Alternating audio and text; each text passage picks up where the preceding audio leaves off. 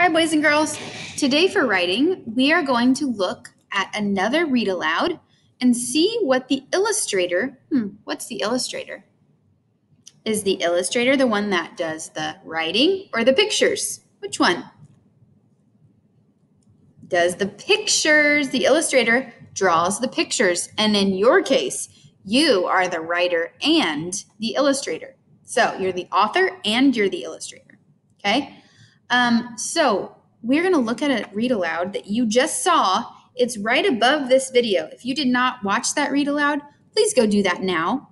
Okay. Pause this video and go up to see the read aloud. If you did the read aloud already, awesome. You're right on track. Okay. We're going to look at this book, and the illustrator in this book is named Laura Stringer. Okay. Oops, that's not the right thing. Hold on 1 minute. Let me get on there it is. Okay, so we're going to look at this book and we're going to do some noticing. Okay, we like to do some noticing in Mrs. Burnett's class, and we like to see why the author did things. Okay, so I'm going to go through this book a little bit, and I'm going to show you this really quick. Okay, now, oh, my computer is being silly. Let's exit full screen. There we go. Okay, now I got it. All right. So I noticed some things when I look at this picture. I want you to think about, if you were taking a picture of this boy, where would you be standing? Think about it. Where would you be standing if you were taking a picture of this boy? You would need to be standing in front of him, right? Right outside of the door, probably. Okay, so this shows the boy at the window. Now let's look at this one. Where would you need to be standing if you were taking a picture of this boy, of the same boy in this picture? You would need to be standing behind him, right? Behind the boy and kind of a little bit up, maybe standing on the chair. And then if you were to take a picture of this, where would you be standing now? Above the boy, right? Looking down at the boy. Okay. So this is called point of view. Okay. Let's see where the next one is. Oh, this one you would be on the floor with the boy, taking a picture of him building blocks.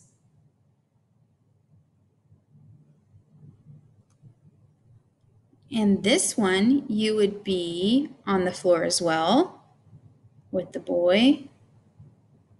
Oh, this one you would be standing over him, looking at his dishes, maybe standing right behind him.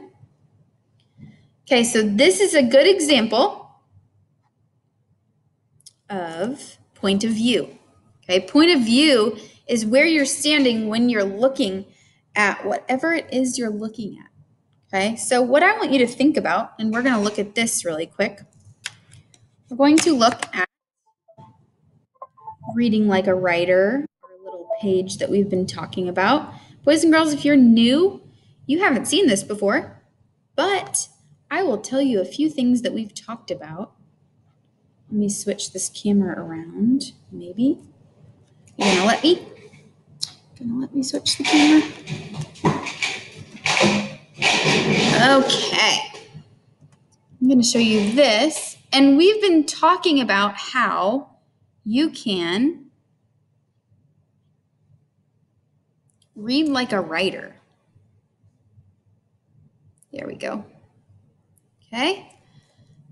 So what we found in some books that we've read is that the author uses facial expressions to make you feel like you're right there in the story. They also use letters, big and small, to make you feel like you're right there in the story and to make the story come alive. And today we're going to talk about how in Red Rubber Boot Day, Laura Stringer uses point of view. Okay, so she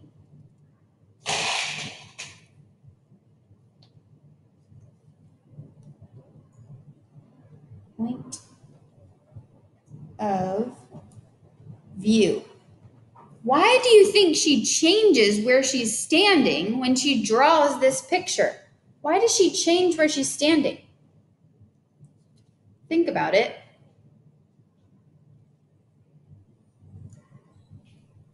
So when you're in a story and the page just looks like this,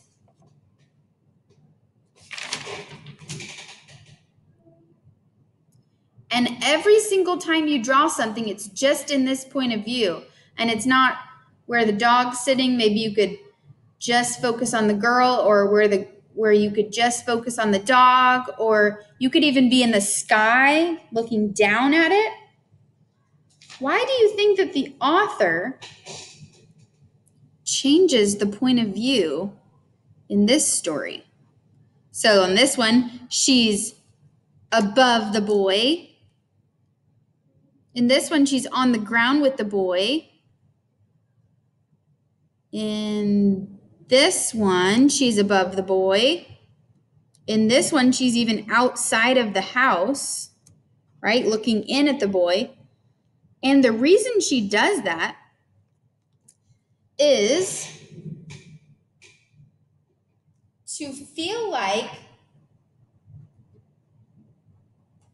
the story is all around you. Okay, to feel like the story is all around you. And who did this? Who did this? Her name was Laura Stringer. This makes the story so much more interesting. Okay? Makes the story so much more interesting. It's not just standing in front of something. You feel like you're inside of the story. Okay? So when you draw, we're going to add another page to your story today. And when you add another page to your story, when you draw, I want you to think about a different way that you could draw it to make it feel like you're more inside of it. Okay, so I'm going to read this, and then I'm going to decide how I want to make my picture, not just in this point of view, but maybe when I pull into the driveway, I could make it feel like you're inside of the car. So I could draw the car, the outside of it, and the driveway, and make you feel like you're inside of the car. You're drawing and writing your second page today. If you're already done with your second page, you're adding another page to it. Okay, you're adding another page. If you're on your first page and you just got done with your first page, because some students just started yesterday, you will add your second page to it today. So add more detail. Tell me what else was going on in your story, and another picture too, okay? And make sure you're thinking about the way that the picture looks and giving a different view. So if it's at your birthday party, maybe you could think about, if I was in the sky flying over my birthday party, what would it look like? Or if I was sitting on the ground during my birthday party, what would it look like? Okay, what would it look like above or in front of me? Or if I was taking pictures of my party, what would it look like? Okay, so that's what I want you to think about as you're writing today. You are writing first and then illustrating, then doing your picture. All right? You're working for 17 minutes today. 17 minutes. We're building up our stamina, okay? We're trying to add on more time each day so that we are able to get to 20 minutes of writing. So 17 minutes today. Happy writing.